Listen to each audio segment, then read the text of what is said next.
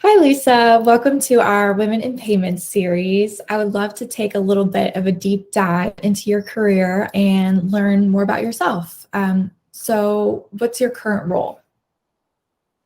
Thanks, Mackenzie, for having me. So I've been with Legacy TSYS for almost 10 years. So Okay. through all the M&A, have been, a couple different companies, but ultimately now I am the Director of Marketing for Global Payments Integrated. Awesome. What would you say your background is in? Has it always been in that payment industry? So I actually, when I was in seventh grade, was determined to work in advertising and went to college for that and grew up in the Detroit area. So ultimately worked on a car account like everyone who lives in that area works in advertising. So I worked on Mazda, which was a great way to kick off my career, but then had to live where it was warm and ultimately made my way to Phoenix, Arizona. But in that meantime, I've worked on things such as BF Goodrich, Michelin, LifeLock, lots of major retail, um, real estate properties, and multi-mixed communities. So kind of ran the gamut. I think the nice part about agency is it allows you to work in a lot of different spaces within one ecosystem. And then ultimately made my way to payments. I was recruited to come here about 10 years ago, and I said I'd give it a year, Right. going on 10. So obviously it worked out okay. It's funny that I heard you say you lived in Michigan. I'm from the Midwest. I'm from Indiana. And I get why you wanted to move. Not because the Midwest isn't great. It's just a little chilly in the winters. So the South is a little bit warmer. Yep. Um, so where did your career first start off? I know you said, it started in advertising. How was your first job? Like, did you have any challenges? Did you think you were going to be there for a while? So in agency life, you start off as a traffic coordinator, and I would basically say it's a very underpaid, glorified intern. You Right. are the grunt person. You are ordering food. You are running around picking up the most random supplies for pitches. You kind of do it all. But the typical time to get out of traffic was a year, and I did it in 6 months. But I worked my tail off. I was that person that people depended on. I kind of got. There was a really big pitch for Mazda, and our creative director left the storyboards in the office and was getting on a plane. And they thought, there's no way you're going to make it to the airport. He called me, and I literally rushed to the airport back before crazy security. And he tells the story that I was jumping over old ladies in wheelchairs to get in the storyboards. Not true, completely exaggerated.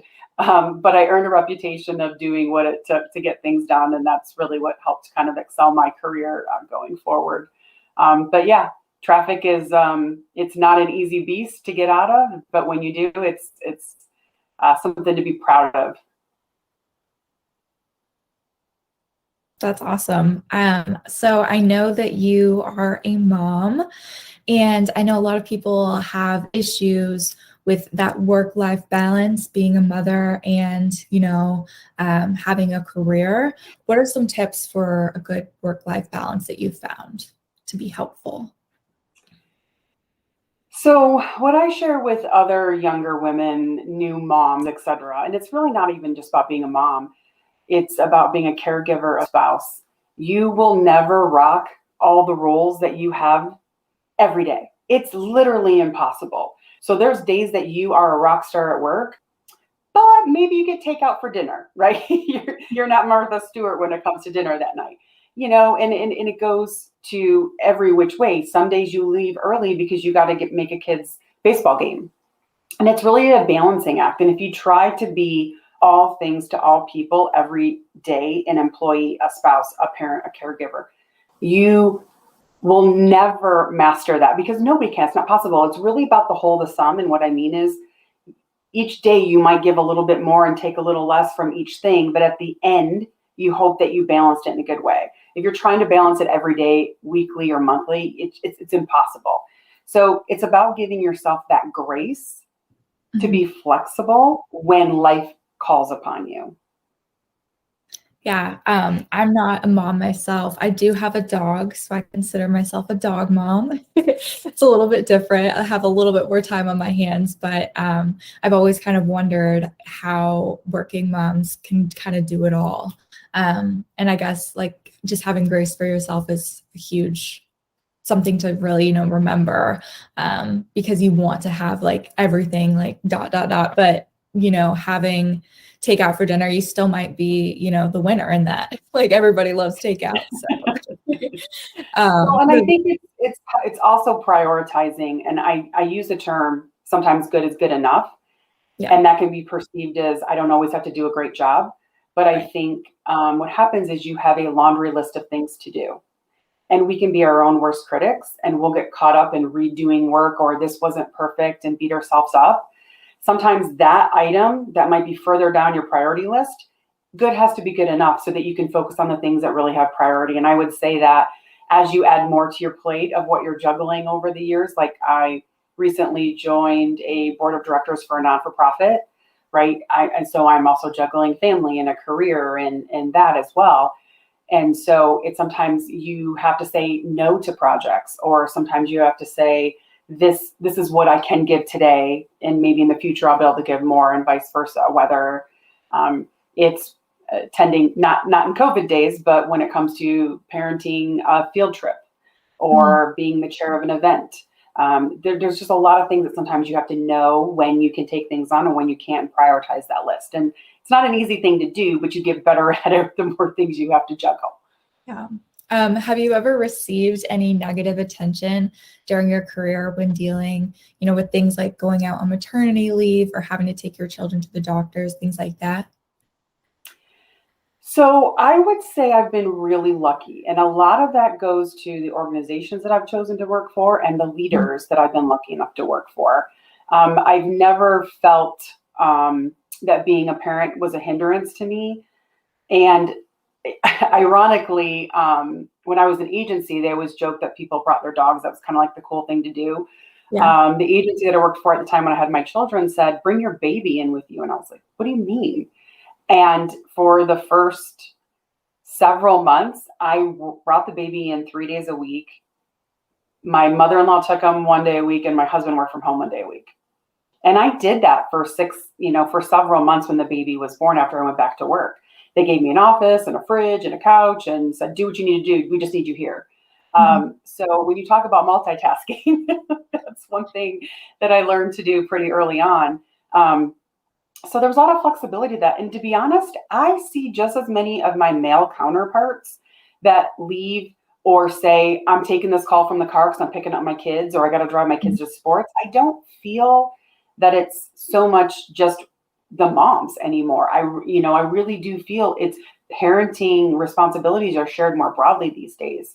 And so I think it's just a little bit more accepted. And to be honest, I feel like COVID has almost broken the stigma of it, right? So before, if you were working from home and your kid came busting in a room to ask a question or shooting Star Wars guns like mine have done, because I have 2 boys, you would be mortified. You would just be like, I can't, my boss saw you, there would be this stress level.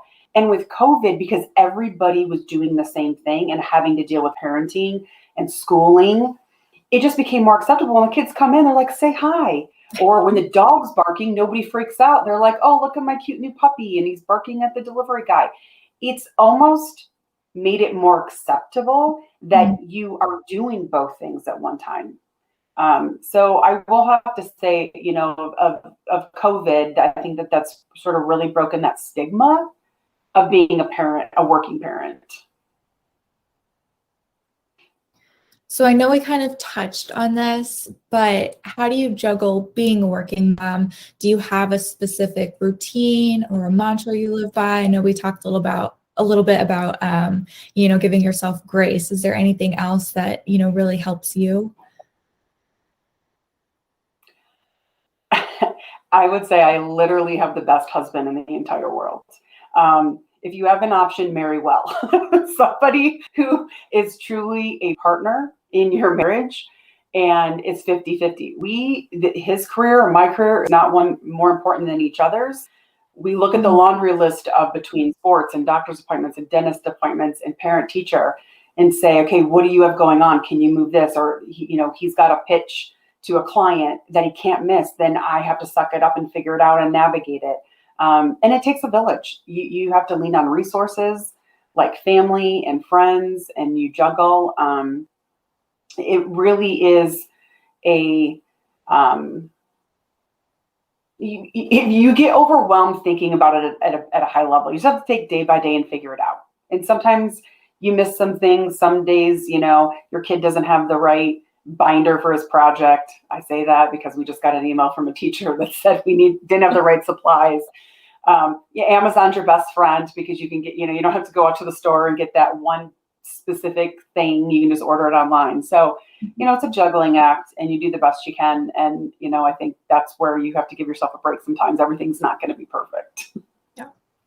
I wanted to get maybe a little bit more personal with a couple of these questions. So what would you say some advice would be that you'd give a woman starting her career, whether it be in the fintech industry or just a corporate job in general? I would say one of the biggest things is we as women tend to sit down, crank out really great work, and expect things to come to us.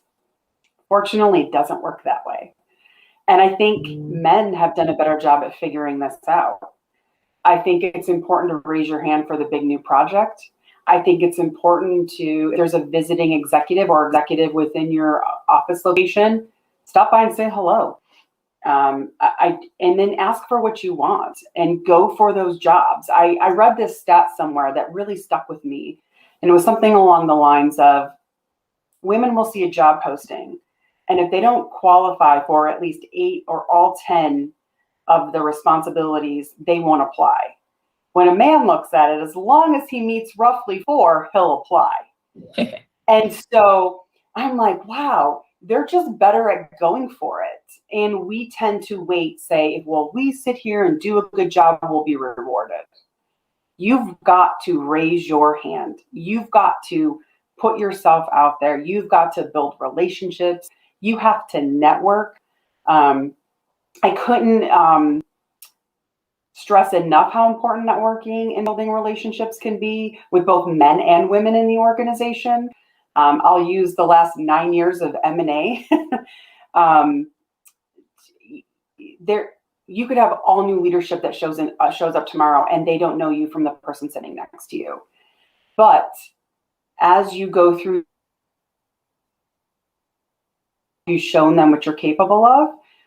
And one of the things that I say to my team all the time is, it doesn't always matter what the person says about you when you're in the room. It's when you're not in the room, right? Your reputation will go in that room, and you are not there to defend yourself, if you will, not to defend in a negative way. But when they're having conversations about people, you hope that room is full of advocates and people you've worked with, that you've built a reputation with. And I think sometimes what's challenging is if you stick to your own little bubble within your team and don't expand out, through M&A, that bubble is there and that bubble gets popped. And if you haven't built broader relationships across the organization, it's going to get harder to have that reputation and to have positive things said about you when you're not in the room. I can tell you, I've had new leaders that have said, oh, so-and-so and so-and-so can't stop talking about how great you are and the value you bring to the organization. Well, that makes me feel great, but I worked really hard to build those relationships and have that reputation so that when things changed, I had advocates on my side. And I'll tell you, I think it's really important that you have to build those relationships and are just better at. They know how to network. We tend to wait for that executive to walk by our desk and say hi. How often have you gone up to an executive when you see him and just said, good morning? We just don't do that. Men do. So I would say to the young women starting off, don't hesitate to do those things because the men are already doing it. Yeah, that's really good advice. I mean, it is funny too, because when you're in the situation, you're like, oh, I shouldn't do that. But then once you actually get up and go do it, you're like, that was easy. Why didn't I just do that in the beginning? Especially because I personally, and I think a lot of other women, like you explained, do have that where you're like, oh, well, if I just wait here or something, like someone will come to me. And it's like, no, we should just, ask for what we want, or, stand up and speak up. So I think that's great advice. What is some of the best career advice you've received over the years? So I was really fortunate a few years ago to have access to an executive coach, and it completely changed my mindset about being a leader and leadership. Um, it it's very self-reflective. It's very much like therapy when you start the process. And I think if you're not willing to look at yourself to say, how am I going to be better? How can I make sure my team is successful? You're never going to shift from being that individual contributor to a leader. And it's a tough shift. It sounds easier. It sounds great to get the promotion and now you're leading 10 people. And it's even more challenging when you go from being some of those people's peer to their leader. It's a huge culture shift, your interactions with your team. And I think if you don't have access to either a mentor, an advocate, or leadership training, it can be really hard. And I've seen leaders who have shifted really well, and the ones that have tend to have all those resources at their disposal. And the ones that struggle tend to continue to manage versus coach their team. I think really good leaders, and we talk a lot about it at a leadership level, it's a term called servant leadership. And what that really means is your number one goal and your number one focus is to give your all to your team so they can be successful. And then any work you have to do is off the side of your desk. And I think when you start being a leader, you were put there because you were a rock star. You were good at what you did. So here, go lead. But what you don't realize is you have to put your work on the back burner, focus on your team, and do your work when you can. And it's a tough thing. Every leader goes through that transition, and it's not easy. And having the ability to have resources to try to go through that shift and really learn, I think it's really important. So again, I was very fortunate to have access to an executive coach, but it doesn't mean you can't leverage mentors or other leaders and say, I need some help, or can you give me some guidance? I think it's really important to raise your hand and ask for that, because it can make all the difference in the world. How would you go about, getting a mentor? I think a lot of people talk about that or bring it up. But I've always kind of wondered, it's like, do you just go up to someone like, hey, would you like to be my mentor? Or how would you maybe go about that? So it's funny because I kind of was, I'm a very strong personality. I'm never hesitant to go ask, right? So I did approach some people in the beginning when I was like, yeah, go get a mentor. And I was like, can you be my mentor? And it is a little awkward. I think what happens is you end up finding somebody in the organization that you really click with, and that leader clicks with them. And it almost organically becomes a relationship, and then you can kind of formally ask. But to ask somebody before there's sort of a relationship can be a little odd. But I mentor a few different people in departments that are not my own. I've spoken on this topic a lot. I'm very engaged in the women's network within the organization, as well as WNET. And so I've attended a lot of events. I'm a champion in my location in Tempe, Arizona. And so I tend to get a lot of exposure. And I've had some women come up and say, hey, can I ask you some questions? Can I grab coffee? So I think if you start small and not say, will you be my mentor? Because that's asking a lot. Yeah. But would it be okay? Could I put 30 minutes on your calendar? I want to pick your brain. Can we go grab coffee? Would you be willing to go to lunch? And kind of get to know that person. And if it makes sense, it'll sort of organically turn into more of a mentorship.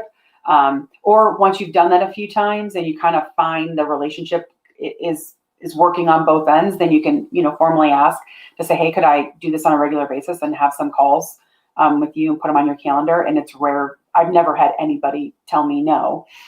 But I think you almost have to start with like, can we have a coffee date? Or, can I spend 30 minutes? I heard what you said. Would you expand? I have some questions for you. Can I get 30 minutes? And I think that that's a great way to approach it when you find somebody in the organization that you would like to maybe interact with on a different level that maybe you don't get exposure to because they're not within your direct team. That's really good advice. And yeah, maybe a little bit less weird than, hey, like, be my mentor. So what would you say is your favorite thing about working in, the finance tech industry? I know you've kind of bounced around a little bit, but you've been with our organization for, 10 years. What do you love about it that keeps you here? I'm probably going to say what every other person is, that it's not boring. It's always changing. The landscape is so big. A great example really is if you look at our ecosystem, we have an entire merchant services group. We have an entire issuing group. Those are completely different client bases and approach to business and who you work with. And there's a ton of crossover, but the approach and the technology and everything you would need to learn are completely different. Then you even look at our NetSpend business with prepaid card or Advanced MD or Xenio. There are so many facets that when you open up that door to say, how do these businesses go to market? Who's their target audience? And how do they speak about their products? And what problems do their products solve? I don't know how you could be bored. It's constantly changing. In my 10 years, I've spent the majority of that. I spent basically 9 years in marketing and a year in product, and kind of saw how all that evolves and how all that works, and saw a different side of the beast, if you will, and just really missed marketing. That's my passion. So ended up back on the marketing team. But I think it's important to try those different roles to expand. I've been on what I would say the more direct to market, where you're actually going out and searching for merchants. And then on the integrated side, it's a little bit more partner based. All the leads come in from a partner. Those are very different beasts, right? If you're truly putting out marketing and advertising, because it's marketing's job to bring in the lead, to where an integrated, everything has to be done within the partner level because it's integrated into the software. So it's just very different animals, even within our merchant services ecosystem.